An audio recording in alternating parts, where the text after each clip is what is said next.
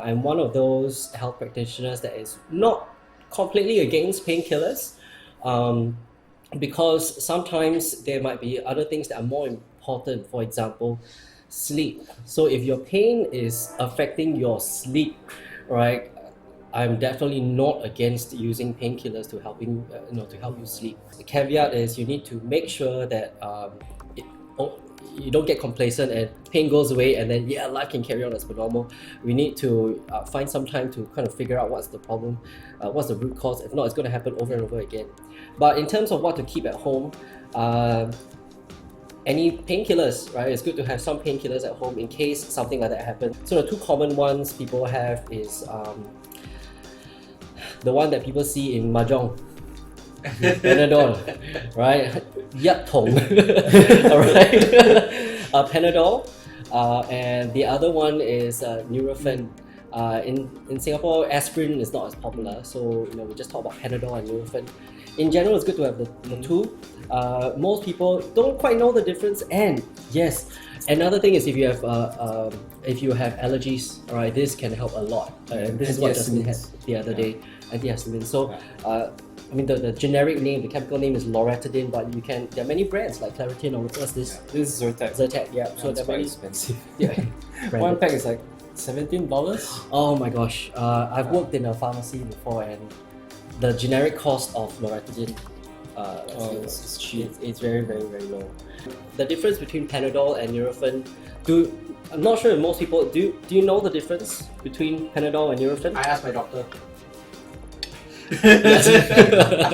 Yeah, you know what? I should like disclaimer. Always need to ask your medical practitioner. I know if you're really sick, right? But there are some over-the-counter things you can try, and this is available over the counter.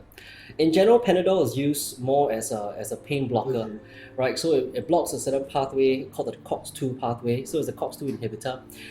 So it blocks. Basically, if there's a problem in the body.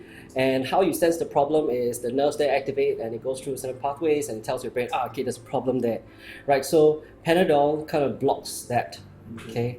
It happens to be antipyretic as well. So if you have high temperature, you want to bring it down. Of course, you don't always want to bring high temperature down because high temperature there's a reason for it in the body, right? So the only time you really want to bring a high temperature down is when it's reaching to a point where it can cause brain damage, right? That's when you want antipyretics.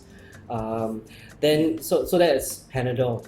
Nurofen it's something I usually, if people ask me and it's just a offhand comment without doing a full assessment, something that is good for inflammation, right? So Nurofen actually works on inflammation pathway. So if there's inflammation in a certain joint or in a muscle, that will bring down the inflammation, and bringing down the inflammation will reduce the pain, right? So that's the main difference between Nurofen and Panadol, right? So of course Panadol, sometimes they mix in things like codeine or caffeine as well, then that's different, but I'm talking about just Panadol.